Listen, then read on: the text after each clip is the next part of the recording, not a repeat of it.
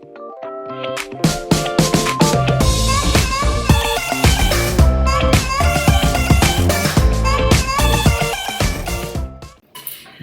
up, everyone? Thank you for tuning in to the Monica Brant Show. I'm your host, Monica, and I'm so excited to bring you yet another superstar from the bodybuilding and fitness industry. This woman has done so much stuff. She has an extensive background, and she has laid a giant footprint in this industry. And I'm really excited because I get to interview her, and I get to learn things about her that I never knew, but I've admired her for so long. And that's what this show is all about. It's about really finding out who these superstars are, what they've brought to the industry. And this is an industry that, many of you actually love. And I know that you guys are going to know who this is. So she was an SVP at Century Fox TV. She's a TV host. She did SAG-AFTRA. She was a stunt actor. She was a former Weider athlete and model. She's an international cover model.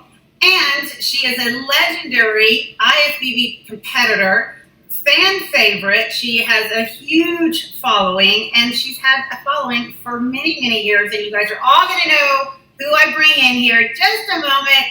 Let's hear it, though, for Sharon Bruneau. And Sharon, welcome to the Monica Brant Show. Hey, hi. I thought you were talking about someone else. It's you. Such wonderful words. Thank you for that intro. It's you. You have just done so much for this industry, and people love you and have followed you and have remembered you for years, Sharon. And you will always be remembered in this industry, and others too, because obviously you have an extensive background in a lot of different areas. I do. Quite the journey, but I've been around for a while. I'm sort of a dinosaur. But you are a beautiful dinosaur way back. We were some of the OGs at the Gold's Mecca. You competed at the inaugural Miss Fitness Olympia along with myself, but you were already involved with the fitness at the time that we started working together. So, yeah, we both had quite the journey, so much to talk about. You look great. Thank you. A little lighting and some makeup. And sure, right? Smoke and mirror. The hair. The hair a little bit, yeah. Freaking glam over here, sweating and melting. Well, you are not sweating. You have like a glow about you. A glow, there we go. Yeah. You are glowing, Sharon. Or it's a true bodybuilder. No, I sweat, man. Oh my gosh, it's so good to see you. And I know that we talked a handful of years ago. I don't remember exactly how many it's been, but I do remember some phone calls with you. But I haven't seen your pretty face like outside of pictures in a long time. The last time we saw each other is when we all got to work together with George Contox's in Malvin. Yes, and we're some going other to talk icons, about our sisters, right. Iron, and which was an epic shoot, by the way. We didn't realize, at least I didn't, when we were planning that shoot and we got all of the girls together, that it was going to be such an amazing piece of work. So much confidence on it. We should have took that a lot farther. I dropped the ball as producer. I should have had us on the road with posters and Oh, see, I didn't know any of the background stuff. I know I showed up and I competed recently and we did the photos, and I didn't know, past that. Of course, I don't want to dive into this just yet, but I do have. Oh, there you go. I do have the copy. No, I have here. Oh, you have. I don't know where mine is. There we go. I have extras if you need me to ship you one. I would like. Your mom. You have one extra. I know, right? I got one extra. I would like for you to sign it. I'm like, can I ship it to you? Have you signed it? That's a good idea. We should get all the girls to sign it. I know. The only one I don't know where I haven't heard from Rachel in a very long time. I haven't either. I'm worried. Yeah, she's had some now. I know. I haven't. I just have not heard from her or seen her, or in the stuff that I have on her doesn't work anymore. So I don't know. But I am in touch with Sherry. I think I have some updated. Okay, we'll talk later. I have talked to Sherry and Tamaya a little bit, and I actually want to get them on my show here soon. I would like to see at some point, even if it's like 15, 20 minute, like us to do this with Sherry and Tamaya and come on all together and just kind of That we girl can talk moments. about the shoot. And maybe get George on, right? Sure. The I background, the making up. Yeah, I think it'd be fun. I think it would be fun. What year was this? This is 2011, so we must have shot it in 2010. No. Yeah, that sounds right. 2010? That sounds right. Oh, maybe, no, hold on. No, it was sooner than, it was like, driving. It no, was like because 2008. Sharon, because my hair was short here. Yeah, that was around Oh my 2008, I want to say. My hair was short there, and I had it a little bit darker, and that was 07, 08 when I had my hair like that. There we go. Yeah. Maybe, I yeah, just knew or maybe at the time, so. or maybe 09. So, but yeah. Super fun, super fun. Of course, a lot of great photos here, and it was what a wonderful shoot for sure. So, but I want to dive in a little more about you, because I'd like to hear just who is Sharon and how did you grow up? Because I don't really know that about you, and I'm sure there's a magazine somewhere that has your story, but I probably don't have it. So I want to know how you grew up, where you grew up. Of course, I know you're Canadian. And then how did you, because all of that led you obviously to bodybuilding. So I want to hear that kind of why, right? That era. I don't know why. Well, I was born. Now I'm here. You're here. And you look great. That's great interview. Thanks, Sharon. Throw a bicep. Let's see a bicep. Well, I know. Yeah, I'm sure you we all do at some point get asked, how did you get in? Well, for me, bodybuilding, right? Because in my day, first there was Rachel, then Corey, then Linda. Not that I won Olympia, but then the group I came out, I was under Linda's group. Linda was Miss Olympia during my time of competing at the Miss Olympias. Right. And that was before fitness, and now figure, now physique, now bikini, now wellness, now whatever, apron. I don't know what's next. Transformation. They have transformation now too. Yeah. Really? Yeah. Wow. Some of the organizations have transformation. Well, okay. There's so many categories. I don't know who's who anymore. I just don't, and it's hard to follow. Everyone looks fantastic. I see everyone posting their photos. It's like, wow, they look amazing. But it all started with bodybuilding. Yeah. And so in the day, why did you want to do bodybuilding? And I remember, I started training not to be a bodybuilder, not to compete. I didn't know anything about the bodybuilding world. I didn't know how my life was going to change later on, right? I didn't expect any of that. Right. I just wanted to get in shape. I'm native. I'm very tall, skinny. I'm 5'9", and I've always been, which fared well for the modeling. But I just got tired of, skinny. I wanted a butt, I wanted some shape. I wanted, that's why I got into it. So when I first saw a photo of Rachel McClish, I think it was a cover of Flex, or was her shape book, but I can't remember. But I just remembered, I want legs like that. That was it. Yeah. Look at her arms. Oh my God! But her legs, they're amazing. I want those legs. Yeah. So that's what got me into the gym, just to look better and feel better. And because I was always an athlete anyway, like a lot of us are. I was in track and volleyball and cheerleading, and I was always active. Anyhow, so that's where it started. And then initially, the lady that owned the gym I was training at in Canada encouraged me to compete. She had a few people competing under her ring. And then I got the bug. It's like, well, this is fun. I like this. I can do this. And, I competed 4 years before I turned pro. I just kept going. I didn't have to win every show. I wasn't one who's like, I didn't win that show. I got to go back and win it. Although I should have, because I was still learning. So a lot of the times I imploded when I was competing at the pro level. And, I got into my head, because in Canada, I was just by myself in my little gym, and nobody, I just got my program and I followed it. But then when I moved to California, and I had every expert telling me what to do, what not to do, we do this, we do that, and I'm brand new at this, I'm like, oh my God, It's a lot, right? Well, yeah, it is. But I turned pro in 1991 at the North Americans, and I thought I was just going to take home a trophy, a pro card, and it's like, I did it. I did it. What's next? Yeah, what? Yeah, right? So, anyway, then I get a contract, and we travel the world, and I do this and that, and that led into TV, that led into films, that led into, And that led into, I was hosting a program, Infinite Fitness, one of the co-hosts for the producer, Rolf Auerbach in the day. I don't know if it was before your time. Have you been on a show, Infinite Fitness or Infinite Power Fitness? No, I was That was a little bit before you. I was on Keanu Tom's show, and that was 95, 96. That was kind of around the same time. That was okay. And no, Keanu had a great show, and Rawls was good too, but it wasn't as it wasn't aired on ESPN or anything like that, right? And anyway, we became friends. So later on, then I got involved with the acting and stunt work, and always kept a foot in the fitness because I was still traveling. I had a contract with WIDA for almost a decade. Right. Doing seminars and workshops, even years after I quit competing. But so I always kept myself busy in both fields. You know, I just don't close that door quite yet. Right. But years later, I got a call from Ross, like, hey, I need someone to host the James Cagney specials for the PAX TV, all these options, blah, blah. I love you, I want you. I'm there. And then through that, because he was a producer at Fox, I want to produce.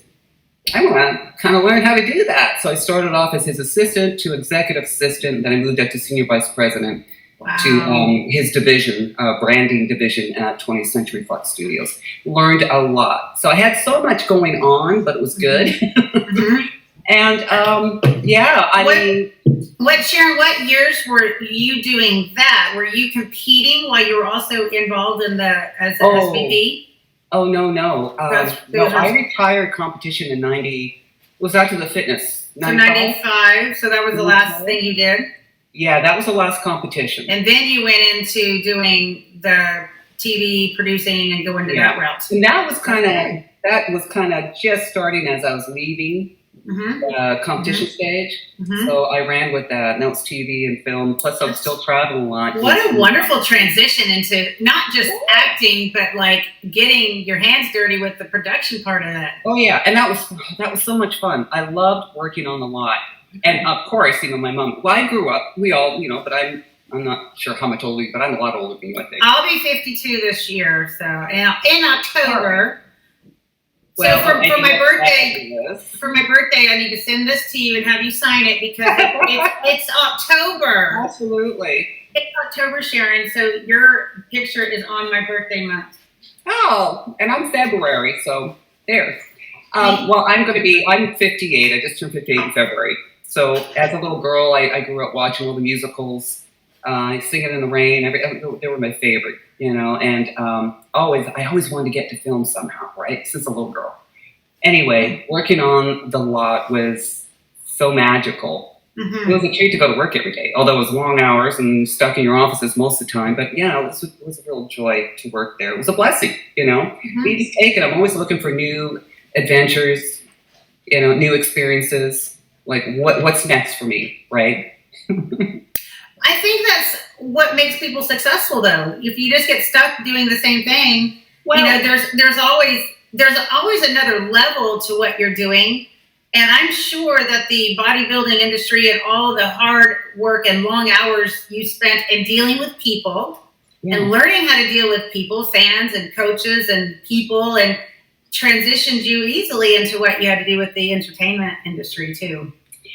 Yeah, I mean, it kind of tough. But it all kind of plays together. Mm-hmm. Because even in the bodybuilding, we're always on TV, hosting certain events or being involved in certain training shows. Right. And, you know, or Joe Weider's training methods. You're always in front of the camera doing something. So it was a great training ground for that. But even prior to that, I was hosting events as well. So it was just I just love being busy for one, but I love people. I love meeting new people. Everyone's got a story. I just love interviewing people like you do, you know, and just digging out some good stuff from the background and just learning the whys and how and, you know. Yeah, right. Exactly. Yeah. That's so fun. So going back to bodybuilding, do you remember your first show? Where was it? Do you remember like prepping for it? Did you have any experience with the posing? I mean, like where? Because you said you said gymnastics. Did you do that? Gymnastics? No. So how did you? That's why I stuck at the fitness routines. They were tough. How did you? how did you prep for that show with the bodybuilding routines? And did you have like a mentor that helped you? No, like for the, I had guidance obviously on like the training and the diet, right? Because there's things I didn't know about how intense training can be pre-contest. And of course, contest diet and everything else. So of course I had a coach to help me with that, especially in the initial stages. So I turned pro at the 1991 North Americans in California. And that, competing up to that, I think the year before I competed at the Canadian Nationals. Okay, so here we go. Made the Canadian Nationals. And, I'm been trained just like when I hit it, I'm just large and in charge and I'm lean, much like yourself. And that's why a lot of, those who turn pro for a reason. Because you're dedicated, you got that will, and you're focused. And, you were told to diet this way, you diet that way. I mean, there's no, cheating around it, right? So Canadian Nationals was held in Toronto that year, 1990, and they announced I placed second. Like at that time, I was living in Vancouver, which I'm back right now. I'm in Vancouver right now, but so I fly back to Vancouver with my second place trophy. Then I get a phone call from I won't say who, but your history of Canadian Bodybuilding Federation. The president of the Canadian Federation calls me up, apologizes. There was a miscalculation in the scoring. You actually placed third. So we're going to have you and third place girls swap trophies. Now it's a glass, I don't even have it anymore, but it's a glass dish, beautiful crystal dish. So I'm thinking, well, screw that. And this was 3 weeks after. I'm sorry, everyone, but I'm like, really? 3 weeks, oh well. Second, third, fourth, I didn't win, right? Yeah. So she nails me hers. It's all broken. Oh. So I kept mine. Like, no. I'm taking the broken one. So rotten, right? Well, yeah. I mean, you could have at least padded it a bit, She just threw it in the box. Here you go. I want my trophy. Oh my gosh. So, and then I get a call another couple weeks later saying, no, I actually placed fourth. So I'm like, you gotta be, I'm like, this, you work your butt off and everything else. And I was getting tired of it because at that time I was already interested in going into television and film, right? Because still to this day, there's so much filmed here in Vancouver. So I'm like, I was going to quit. And that's it. Not because I didn't win the show. It's just like, I'm tired anyway. I'm done. So everyone, my friends, and at the time, my husband at the time, they were all like, you got to move forward. At least go to the Worlds or the North Americans. At least go because you're eligible. You place top three. And at that time, that's the rules. You have to place in top three in order to move forward. Right. Like, nah. So I had already did some photos for Women's Physique World for Steve Winterstrom. And so I had the pictures out, so I'm getting exposure. I'm like, oh, that's so cool, muscle man. And a fan, at the time, you can look in the directory and find someone's number. He called me, and I thought it was one of my friends messing around with me, right? Because he was from Alabama. I think it was Alabama. And he's like, I forget his name. I'll just say, hi, this is Sharon Bruneau. I'm Bob from Alabama. I'm a big fan of yours, and I hope that you go to the North. Right? Like, who is this?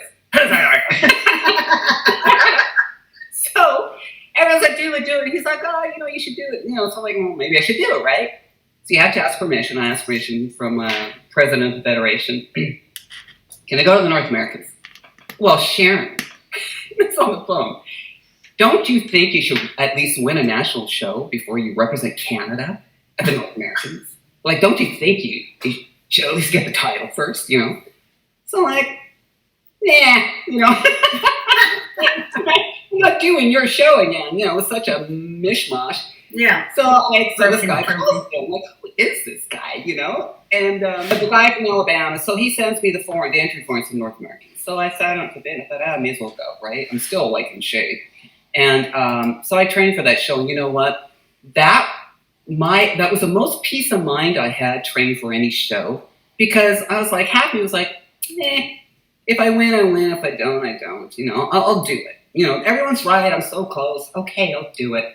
So, of course, even my half-ass training, I had like an 8-pack. You saw the photos from North Americans. I was just, Well, you have beautiful physique, no doubt. Beautiful physique. Yes. So I show up, and we're at the weigh-in the day before, or the morning of, or whatever. And of course, it's the North Americans, so the Canadian president's there, just mad as hell at me because I showed up. How dare I? Already weighed in. He pulled me aside. But since you're here, I'll let you compete. He goes, but you're banned from competing for 3 years. So I looked at him and was like, whether I win or, I said, if I don't win the show, I'm not competing anymore anyway, so I don't give a frick, Yeah. It was nasty. So I win the show. So then I win the show. That is so awesome. And I didn't expect it because I remember walking backstage, and if you saw the photos, I was ready. But in my head, I'm thinking, oh, they put half my energy into this. I should have trained harder because there's Taz in Cologne, just ripped and full and gorgeous, and Nicole Bass was competing. I remember that them. year. Yeah. She's like 6 feet. She's like, but there's a lot of faces that I had seen in the publications. And, in Canada, we didn't get anything but publications. We didn't get guest posers and everything. So I couldn't compare myself to. And I'm thinking, I should have trained harder. I don't look like a fool out there. Honestly, that's what I was thinking in my head. And anyway, blah, blah, blah. I win the show. And I'm like, you got kidding. I did it, right? And like I said, where's my trophy? I'll go home, but thank you. And to Tony, the guy. Anyway. Your mindset is probably only on that show, right? Like, you weren't thinking of like, okay, I won the if I win the show, what do I do next? You were just like, I'm going to be done after this, right? That's probably your mindset. Yep, that was it. I was like, okay, I did it. See everyone, I did it. Okay, thanks for the encouragement and everything else. Oh, he did come up to me. I was taking the elevator. I was staying at the Marina Pacifica Hotel. I remember that place. And then all the bodybuilders stayed there, right? Our second home, if you didn't live in LA at the time. And I'm riding the elevator up to my room with Bill Dobbins and my husband. And who walks into the elevator was the president of the Canadian Federation. He's like, we're so proud of you. Oh my God, you look gorgeous. You're amazing. You're going to be great. I know. I'm just looking at him like. Now he's wishing he could eat his words. But I hardly got any appearances in Canada. I moved to LA. All my appearances were either in the US or around the world. If it wasn't for Gator's Gym, who was one of my first sponsors, who brought me out to headline at his bodybuilding shows in Vancouver, in BC, I had no appearances. Oh, and Bob Kennedy would bring me out for the Muscle Make stores. But anyway, so that's water on the bridge. Years later, here I am. But you asked about the posing routines. Mm-hmm. And no, I just wing it. I just went out and winged it because I love to dance, and I just thought, I'm great at movement and dance. So I just so you had that piece of it. And I had some stage experience. Okay, well that makes a difference in being able to be comfortable on stage, even if it's a new thing. So I look at my routines, and it's like, and I did get some heck for it because I was moving too fast because I didn't want to be, but that's what it is. I was out there going da da da da, That's why I threw a lot of the dance into it, a lot of the movements and everything, because I wanted to be different. But then I look back too, because everyone's like, you got to slow it down. You got whole poses. It's hard to take pictures of you. Right. Yeah. The photographers are like, stop, wait, I can't get you. But then now you look at the fitness girls and they're flipping and flying through the air. And it's like, and then they're able to get good pictures of them. But I look at myself now, it's like, oh, I should have practiced, and had at least some staple moments where, I'd hold it, slow it down. And but anyway, it was so much fun. Not the dieting and the training, but, just being with my sisters on stage, and we're all prepared, we're all ready, we all work so hard, and just, having fun and just competing with each other and then hanging out later and doing photo shoots and that. It was a great time of my life. Absolutely. And I miss everybody. I miss seeing everybody. Yeah. Right. So I have a thought I want to share, and then I want to ask a question. So when I used to host these women's events, the Femme Camps, I don't know if you remember those or not. I kind of did them all. Yeah. Yeah. Oh, so we did on a Friday. It was a 3-day event. So Friday and Saturday, I hosted I called it poise and presentation for stage. Or I just said, this is for life. Like, I'm going to teach you how to walk in heels. We're going to work on poses that you could use for shooting next to your girlfriend, like, fun pictures where because how many girls are like, I don't understand, right? So I was teaching these women how to pose on stage if they were going to compete, how to pose for photos if they were going to do photos, either professional or Candids with their girlfriends, and I would make them practice all together in the posing room. And then what I did with them, which you'll laugh, is I used to tell them, okay, you're gonna hold this pose, and I want you to think in your head, and if you have to say it out loud at first, because girls get all nervous and they're like, I'm like, because these are all like brand new people usually that had never done anything or maybe did one show or something. But I said, I want you to say out loud, click, click, click, before you move your pose. That meant like click, click, click, someone taking a picture of you, right? Camera? Okay. And so they had to stand there in their pose. They'd be like, click, click, click. And then they could move. And I don't care how awkward. I was like, I don't care how awkward it is. Just, I want you to get the idea of holding that pose so that you can get the picture. Because you're not going to want to be on stage for that short amount of time and not have any pictures. So it was just cute. The way you're talking, it just reminded me. I forgot I used to do that with the girls in the posing class. Fun and how great, I did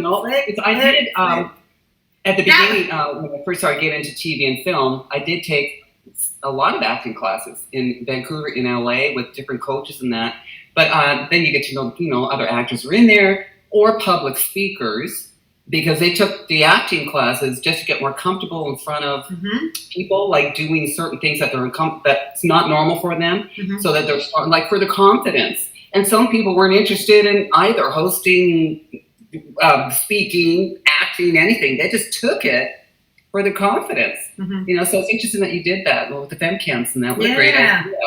How fun! Yeah, it was a lot of fun. Do you remember the first fitness international for IFBB? It was 97, I think, was the first fitness international that IFBB did, because they had a Wally Boyko fitness competition there at the Arnold prior to IFBB coming in. So 97 was the first year they did fitness international for IFBB. Well, you'll get a kick out of this one, and the reason I ask, it kind of goes in what we're talking about, is they had 4 rounds. So they had the physique round in the 2-piece. They had a routine round, which you knew about already. They had a sports round where that first year they had the athletic thing where they had these dots on the ground, and you had to listen to a timer and see a screen, and it would tell you where to jump to, and that judged how fast your action was. I don't remember. Yeah, so that was a ramp. So that was actually round. And so you would watch a screen, and there was a big mat on the floor, and you had to get to each dot. They'd be lateral, forward, backwards, or whatever. So you had to be quick on your feet.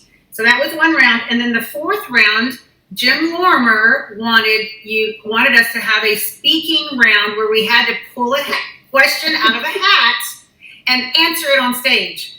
And I remember we were at the athletes meeting that year, and everyone's like, what's up with this round? Because it was so different, right? Now, I came from Wally Boyko round competition where Wally Boyko Fitness USA, that was one of our rounds. We had to speak on stage and wear a gown like and high heels. Yeah, and we had to say in 45 seconds or less what our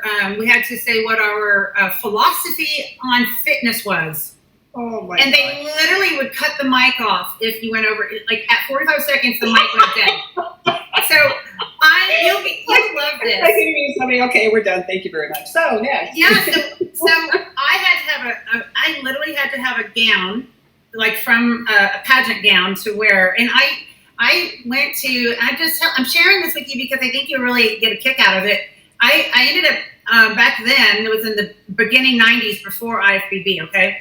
And I hired, and of course I didn't have to pay her, she sponsored me, but she was a pageant coach. So she taught me how to walk in heels, how to wear a gown so that I could walk on stage on a gown. And then she helped me put my little presentation speech together.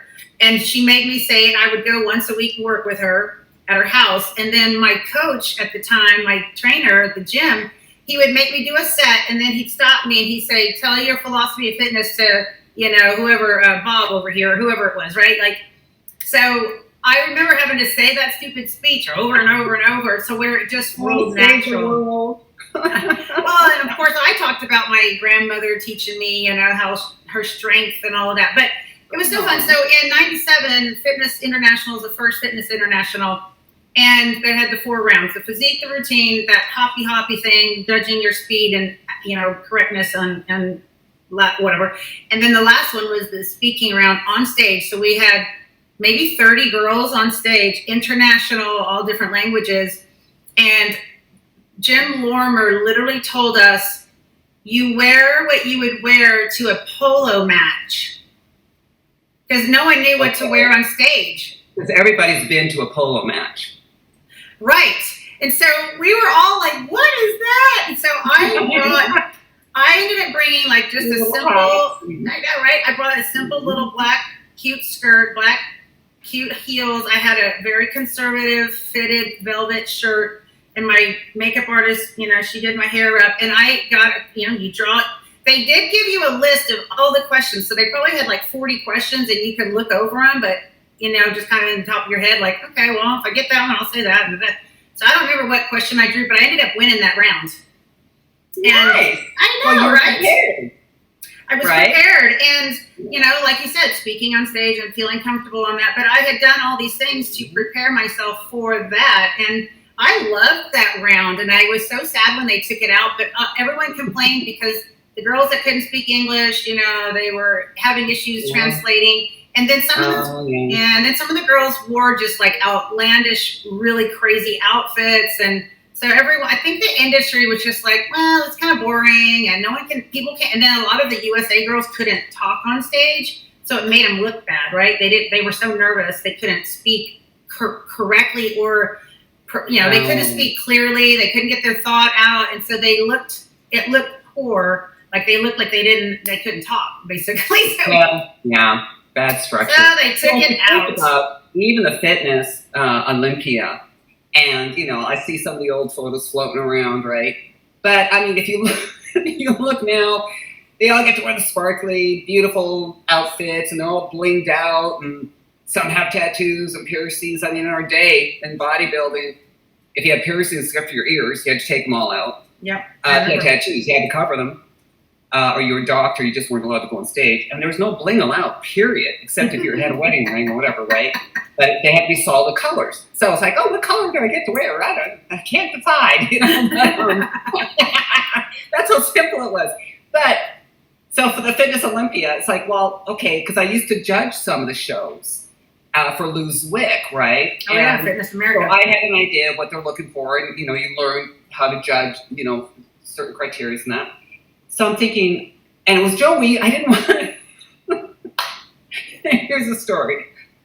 I didn't want to do the Fitness Olympia because I judged them. Okay, I'm a bodybuilder, I'm not a gymnast.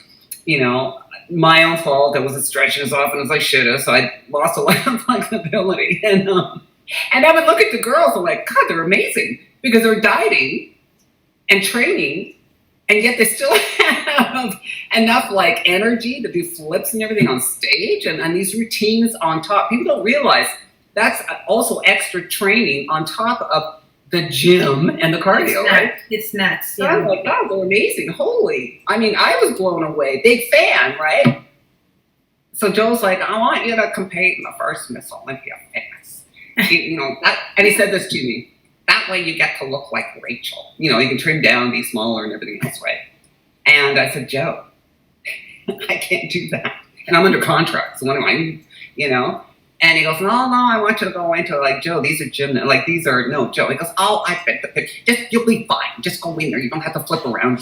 You used to be a dancer or stuff like that. I'm like, all right. So what am I going to do? So I stopped weight training. I stopped weight training and I just did cardio. And then that's when I was studying wushu. So I thought, oh, I'm going to do a wushu routine, something different, right? With my sensei. And, but I didn't weight train. I just did cardio because I was trying to, for fitness and blah, blah, blah. So it comes to, what am I going to wear? So what are you wearing? What are you wearing? What are you wearing?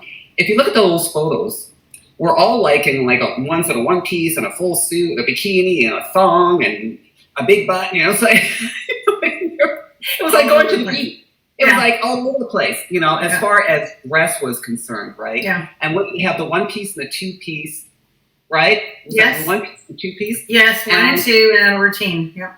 And then we're told, not to stand like, no bodybuilding stances, like the relaxed, no, none of that, none of this. So I'm like, I'm trying to be as small as I can because and now I forget, I'm watching, and of course the girls that I judge, Carolyn Simple at that time was like one of the top girls. And yes, you did fabulous because I remember seeing you with Lisa Nanzella training in the studio. You worked really hard and you improved from here honestly to there. It's like, wow, good for Monica. That's because I got coaches. Here I'm like, I know what to do. So I'm watching backstage and they have monitors. So I'm thinking, oh, what's her name? I can't. Mia Finnegan. Yeah, that was a Nancy Kerrigan thing that happened. I'm looking for what's her face, smack my legs, Who's gonna hit me? Yeah, what's her face when I need her? Can someone hit me, please? Knock me out. I do not want to go on stage. Aww. And, it's like they called my name because of the bodybuilding. The explosion. I had a big round. You're Sharon Bruneau, which is like, thank you. I do my routine. And it's like silence.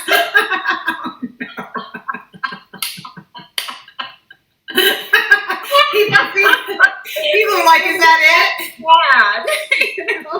My routine was that sad. What was that?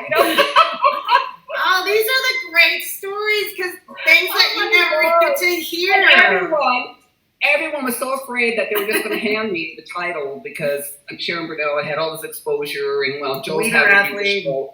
And I remember Jerry Braden, he'd pull girls behind, that if I happened to walk by, whoever he was interviewing, hi Monica, you people, not that it was you, but I'm thinking, but they were asking, how do you feel about Sharon Bruneau being on the show? Anyway, I think I placed a blast. I didn't expect to win. I honestly didn't expect to be in the top 5 because I knew it was So that was it. So I went to Joe. Because now I'm living in California and, live in Calabasas. So I just go and see Joe all the time. Well, at the time I was in Marina Del Rey, but either way, went and saw Joe about a month after the show. And I'm like, which I do once a week anyway, go visit with Joe. And I'm like, hey, Papa, I gotta retire. He's like, oh, you look beautiful out there. I thought you did well. How hard that is to do. And I know, Joe. I said, but I love, because I'm still under contract. And I said, but I still love, if you want to keep me under contract, I'll stay in shape for the photos. I still love doing the set. And he goes, no, of course. I don't give a shit if you tap dance, just stay in shape. Right. So I was after that, I was under contract for another, 3 years? I hope you liked that video. If so, please like, comment, share, hit the subscribe button. That'll help my channel grow as I bring you more stories, fitness and nutrition videos, and much more. And if there's something you'd like to see me cover on this, be it nutrition, fitness, a story about one of my travels, let me know. I may feature it.